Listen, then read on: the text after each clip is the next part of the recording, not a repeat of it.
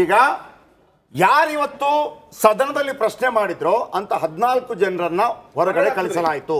ಹಾಗಿದ್ದಾಗ ಶಿಕ್ಷೆ ಆಗಬೇಕು ಮತ್ತೊಂದು ಅಂತಲ್ಲ. ಒಂದು ಎಲ್ಲರ ಗಮನಕ್ಕೆ ತರೋಕಾದ್ರು ನಿಮ್ಮ ಪಾಸ್ ಮುಖಾಂತರ ಹೋಗಿದೆ, ಇದರ ಬಗ್ಗೆ ಒಂದು ಎಕ್ಸ್ಪ್ಲನೇಷನ್ ಕೊಡಿ ಅಂತೇಳಿ ಒಂದು ನೋಟಿಸ್ ಆದರೂ ಕೊಡ್ಬೋದಿತ್ತಲ್ಲ. ಅವರಿಗೆ ಶಿಕ್ಷೆ ಆಗಬೇಕು ಮತ್ತೊಂದಾಗಬೇಕು, ಅವರ ಇಂಟಿಗ್ರಿಟಿ ಬಗ್ಗೆ ಪ್ರಶ್ನೆ ಮಾಡ್ತಾ ಇಲ್ಲ ನಾನು. ಆದರೆ ಕಾನೂನು ವಿಚಾರಗಳು ಬಂದಾಗ ನೀವು 14 ಜನನ ಹೊರಗೆ ಹಾಕಿದ್ರೆ ಪ್ರತಾಪ್ ನಿಮ್ಮ ಇದರ ಮುಖಾಂತರ ಹೋಗಿದೆ, ನನಗೊಂದು ಎಕ್ಸ್ಪ್ಲನೇಷನ್ ಕೊಡಿ ಅಂತ ಯಾಕೆ ಹೇಳಿಲ್ಲ?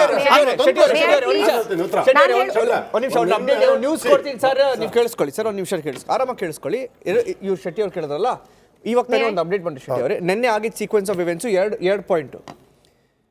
ಫಸ್ಟು ಪ್ರತಾಪ್ ಸಿಂಹ ಅವರು ನನ್ನ ಪಾರ್ಲಿಮೆಂಟ್ನಲ್ಲಿ ಇದ್ದಾರ, ನನಗೆ ಸಿಕ್ಕಿರೋ ಮಾಹಿತಿ ಪ್ರಕಾರ ಪ್ರತಾಪ್ ಸಿಂಹನೇ ಹೋಗಿ ಸ್ಪೀಕರ್ ಓಂ ಬಿರ್ಲಾನ ಮೀಟ್ ಮಾಡಿ ಅವರಿಗೆ ಎಕ್ಸ್ಪ್ಲೇನ್ ಮಾಡಿದ್ದಾರೆ. ನೋಡಿ ಸರ್, ನಾನೇ ಕೊಟ್ಟಿದ್ದ ಪಾಸು ಈ ಥರ ಆಯಿತು, ಇವ್ರು ಬಂದು ಕೇಳಿದ್ರು, ನನ್ನ ಆಫೀಸ್ ಮುಖಾಂತರ ಕೊಟ್ಟರು, ಈ ಥರ ಆಗಿದೆ ಅಂತ ಎಕ್ಸ್ಪ್ಲೇನ್ ಕೊಟ್ಟಿದ್ದಾರೆ. ಸ್ಪೀಕರ್ ಓಂ ಬಿರ್ಲಾ ಹೇಳಿದ್ದವ್ರಿಗೆ ಎನ್ಕ್ವೈರಿ ನಡೀತಿದೆ, ತನಿಖೆ ನಡೀಲಿ ಅಂತ. ಒಂದು ನಿಮಿಷ ಸುರಭಿ ಅವರೇ, ಒಂದು ನಿಮಿಷ. ನಾನು ಯಾಕಂದ್ರೆ 3-4 ಪಾಯಿಂಟ್ ಆಗಿದೆ ಈ ಚರ್ಚೆಯಲ್ಲಿ, 3-4 ಪಾಯಿಂಟ್ ಆಗಿದೆ. ನಾನು ಡಿಬೇಟ್ನ ಕಾಂಟೆಕ್ಸ್ಟಲ್ಲಿ ನಾನು ಹೇಳಬೇಕೀಗ.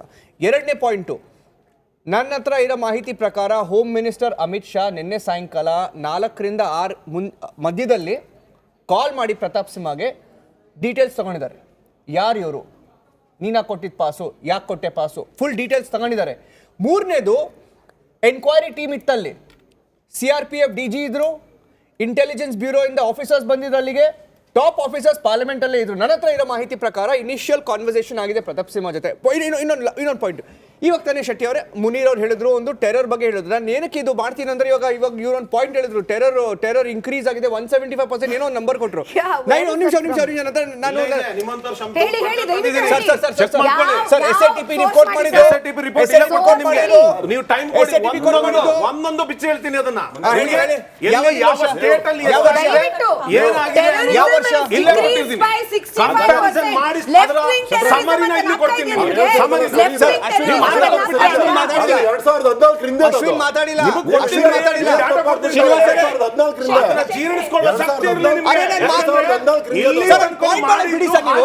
ಈ ದೇಶದಲ್ಲಿ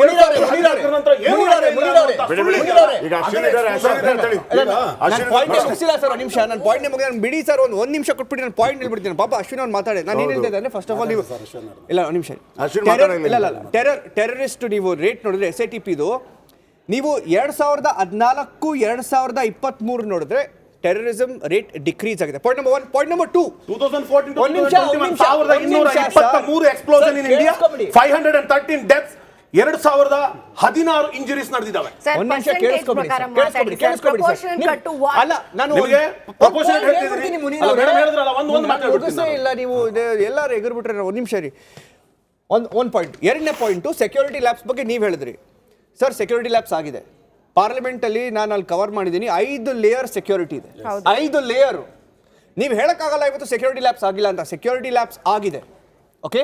ಆ್ಯಂಡ್ ಇಂಗ್ಲಿಷರ್ ಹೇಳ್ತಾರೆ heads must roll, heads must roll, ಯಾರಿಗಾದ್ರೂ ಆಗ್ಬೋದು. ನೀವು ಅದು ಏನೇ ನನಗೆ ಬಹಳ ಆಶ್ಚರ್ಯ ಆಗಿದ್ದು, ಬಹಳ ದುಃಖ ಆಗಿದ್ದೆ ಏನು ಗೊತ್ತಾ, ಆತ ಸ್ಪ್ರೇ ಮಾಡಿ ಹೋಗ್ತಾನಲ್ಲ, ಒಂದು ವೇಳೆ ಪ್ರಧಾನಮಂತ್ರಿಗಳು ಅಲ್ಲಿ ಒಳಗೆ ಇದ್ದಿದ್ರೆ, ಆ ದೃಶ್ಯ ಕ್ಯಾಪ್ಚರ್ ಆಗಿ ಏನಾದರೂ ಹೊರಗಡೆ ಬಂದಿದ್ರೆ, ಆತ ಆ ಎಲ್ಲೋ ಸ್ಪ್ರೇ ಮಾಡ್ದ, ಒಂದು ವೇಳೆ ಅದು ಎಲ್ಲಾದ್ರೂ ಒಂದು ಕ್ಲೋರೋಫಾರ್ಮ್ ಅಥವಾ ಯಾರಿಗಾದ್ರೂ ಕೆಮಿಕಲ್ ಆಗಿ ಏನಾದ್ರೂ ಹೆಚ್ಚು ಕಡಿಮೆ ಆಗಿದ್ದಿದ್ರೆ, ನಾನು ಕೇಳ್ತಾ ಇರೋದು, ಅಷ್ಟೊಂದು ಬಿಗಿ ಭದ್ರತೆ ಇರುವಂತಹದ್ರಲ್ಲಿ ಹೆಂಗೆ ದೌರ್ಬಲ್ಯ ಉಂಟಾಯ್ತು?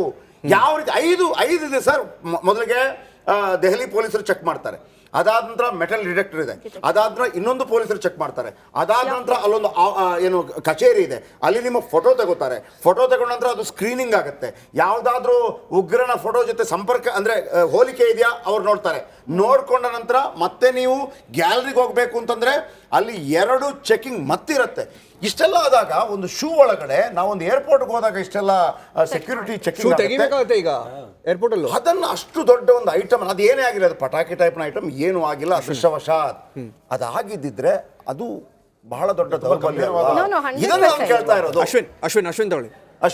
ಸರ್ ಇವಾಗ ಏನು ಹೇಳಿದ್ರಿ, ಸೆಕ್ಯೂರಿಟಿ ಬ್ರೀಚ್ ಆಗಿದೆ ಅಂತ ಹೇಳಿದ್ರಲ್ಲ, ಇದು ವ್ಯಾಲಿಡ್ ಪಾಯಿಂಟ್ ಸರ್. ಯಾಕಂದ್ರೆ ವೀಕ್ಷಕರು ನೋಡ್ತಾ ಇರ್ತಾರೆ ಮಾಧ್ಯಮನ. ಸರ್ ಇಲ್ಲಿ ಏನಾಗಿದೆ, ಫಸ್ಟ್ ಟೈಮ್ ಇನ್ ಇಂಡಿಯನ್ ಹಿಸ್ಟ್ರಿನಲ್ಲಿ ಕಾಂಗ್ರೆಸ್ ಅವರು ಈಗ ಒಂದು ನಾವು ಇದು ಟೆರರಿಸಮ್ ಆಕ್ಟ್ ಅಂತ ನಾವು ಹೇಳ್ಬೋದು UAP ಯಾವುದು? Terror Act ಇದು. ಇದನ್ನ ಅತಿ ಬೇಗ ಖಂಡಿಸಿದ್ದಾರೆ ಅಂದ್ರೆ ಕಾಂಗ್ರೆಸ್ ಅವರು ಒಂದ್ ಕಡೆ ನಾವು ಖುಷಿ ಪಡ್ಬೇಕಾಗತ್ತೆ. ಯಾಕೆ ಗೊತ್ತಾ, ಕಾಂಗ್ರೆಸ್ ಅವರು ಇಷ್ಟು ಬೇಗ ಅವರು ಆಕ್ಟೇ ಮಾಡ್ತಿರ್ಲಿಲ್ಲ. ಇಲ್ಲಿ ಸಂಸದರು ಈಗ ಬೇರೆ ಜಾಗತಿಕ ಮಟ್ಟದಲ್ಲಿ ಭಾರತ ಯಾವುದೋ ಮಟ್ಟದಲ್ಲಿ ಬಿಂಬಿಸ್ತಾ ಇದ್ದೀವಿ, ಯಾವುದೋ ಮಟ್ಟದಲ್ಲಿ ಬೆಳೀತಾ ಇದೆ. 195 ಕಂಟ್ರಿನಲ್ಲಿ ಏನಾಗುತ್ತೆ, ಪಾರ್ಲಿಮೆಂಟ್ ಅಟ್ಯಾಕ್ ಆಗಿದೆ ಅಂದಾಗ ಯಾವ ರೀತಿ ಪ್ರಭಾವ ಬೀರುತ್ತೆ ಅಂತ ಎಲ್ರಿಗೂ ಗೊತ್ತಿದೆ. ಅಲ್ಲಿ ಹೇಳ್ತಾರೆ ಡಿಕ್ಟೇಟರ್ಶಿಪ್ ಬೇಡ ಅಂತ. ಆ ಮೂರ್ಖ ಮುಟ್ಟಾಳರು ಒಳಗಡೆ ಹೋಗಿರೋರು ಗೊತ್ತಿದ್ದು ಪ್ರಜಾಪ್ರಭುತ್ವ ದೇಶ, ಡಿಕ್ಟೇಟರ್ಶಿಪ್ ಅಲ್ಲ ಅಂತ ಅವ್ರಿಗೆ ಗೊತ್ತಿದೆಯೋ ಇಲ್ಲೋ ಗೊತ್ತಿಲ್ಲ ಸರ್. ಮತ್ತೆ ಅವರೆಲ್ಲ ಈ ಮಟ್ಟಕ್ಕೆ ಯಾರೂ ಕೆಲಸ ಮಾಡದೆ ಇಷ್ಟೆಲ್ಲ ಫಂಡು ಯಾವುದೋ ಒಬ್ಬ ಸಾಮಾನ್ಯ ವ್ಯಕ್ತಿಗೆ ತುಂಬ ಕಷ್ಟ ಇದೆ. ಈ ರೀತಿ ಒಂದು ಗ್ರೂಪ್ ಮಾಡಿಕೊಂಡು ಮಾಡೋಂಥದ್ದು ಫಂಡ್ ಯಾರು ಮಾಡಿದ್ರು ಇದೆಲ್ಲ ಕೇಳಬೇಕು. ಏಕಾಏಕಿ ನೀವು ಕಾಂಗ್ರೆಸ್ ಅವರು ಅದ್ಯಾರು ಮೈಸೂರಲ್ಲಿ MP ಟಿಕೆಟ್ ನನಗಾಗುತ್ತೆ ಅಂತೇಳಿ ಆ ಪ್ರತಾಪ್ ಸಿಂಹ ಅವ್ರ ಮೇಲೆ ನೀವು ಸ್ಟ್ರೈಕ್ ಮಾಡೋದಾದರೆ ನಮ್ಗೆ ಏನಕ್ಕೆ ಅಂದರೆ ಹಾಸ್ಯಾಸ್ಪದ ಅಂತ ಹೇಳ್ಬೇಕಾಗುತ್ತೆ. ಕೆಲವು ಕಾಂಗ್ರೆಸ್ ನಾಯಕರುಗಳು, ಪ್ರಭಾವಿ ನಾಯಕರುಗಳು ಕೊಡೋಂಥ ಹೇಳಿಕೆಗಳನ್ನ ನೋಡಿದ್ರೆ ಸರ್, ಏನಕ್ಕೆ ಟೂ ಅರ್ಲಿ ಟು ಡಿಸೈಡ್. ಈಗ ಇದಕ್ಕಿಂತ ಒಂದು ದೊಡ್ಡ ವ್ಯವಸ್ಥೆ ಇದೆ ನಮ್ಮಲ್ಲಿ, ಕಾನೂನಿದೆ, ಯಾವ ರೀತಿ ಅದಕ್ಕೆ ಸರ್ಚ್ ಮಾಡಬೇಕು, ಯಾವೊಂದು ಲೀಗಲ್ ಟೀಮ್ಗಳಿದೆ. ನೀವು ಏಕಾಏಕಿ ಪ್ರತಾಪ್ ಸಿಂಹ ಅವರು ಟಿಕೆಟ್ ಪಾಸ್ ಕೊಟ್ಟರು, ಅಲ್ಲಿ ಫ್ಲೈಟಲ್ಲಿ ಟಿಕೆಟ್ ಕೊಟ್ಟರು, ಅಲ್ಲಿ ಹೋಗಿ ಬ್ರೇಕ್ಫಾಸ್ಟ್ ಮಾಡಿದ್ರು, ಅಲ್ಲೋಗಿ ಊಟ ಮಾಡಿದ್ರು, ಅವ್ರನ್ನೆಲ್ಲ ಇಟ್ಕೊಂಡಾಗ ಪ್ರತಾಪ್ ಸಿಂಹ ಅವ್ರನ್ನ ನೀವು ಗೂಬೆ ಕೂರಿಸ್ತಿರಲ್ಲ, ಇದು ಕಾಂಗ್ರೆಸ್ ಅವ್ರಿಗೆ ಇದು ಸರಿನಾ?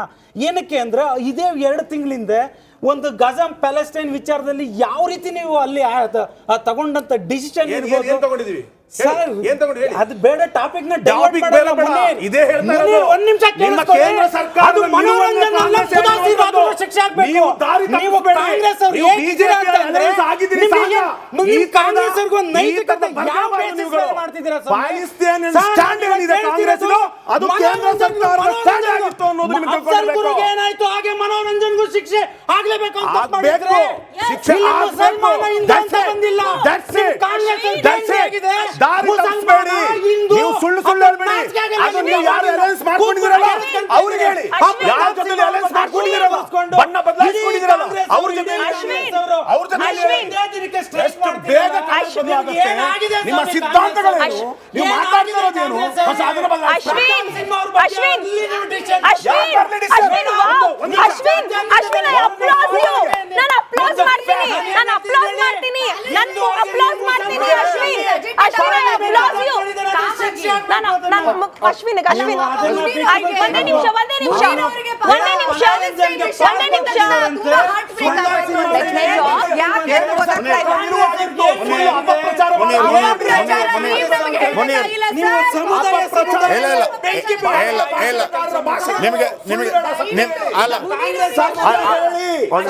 ಅಶ್ವಿನ್ಗೆ ಅಪ್ರೋಚ್ ಯಾಕೆ?